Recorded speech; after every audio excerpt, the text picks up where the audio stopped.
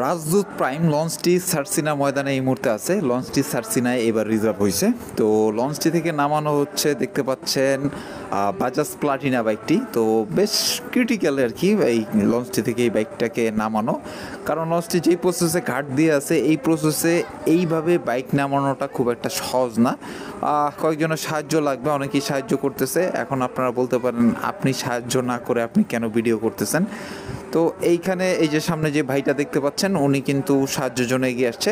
এইখানে মানে 1 থেকে 2 জনের বেশি প্রয়োজন নাই, একাধিক মানুষ হইলে আবার বিপদ আছে। তো ইনশাল্লাহ আশা রাখা যায় বাইকটি লঞ্চ থেকে খুব সফলভাবেই নামবে। এখন দেখতে পাচ্ছেন আরও কিছুটা সামনের দিকে ধাবিত হইল, আর কিছুটা আসতে পারলেই বা বাইকটাকে আনতে পারলেই কিন্তু খুব ইজিলি নেমে যাবে। এই মুহূর্তে দেখতে পাচ্ছেন আরও সহজ হয়ে গেল, নামতেছে, অনেকটাই নেমে গেল, একদম পুরোই কিন্তু নেমে গেল।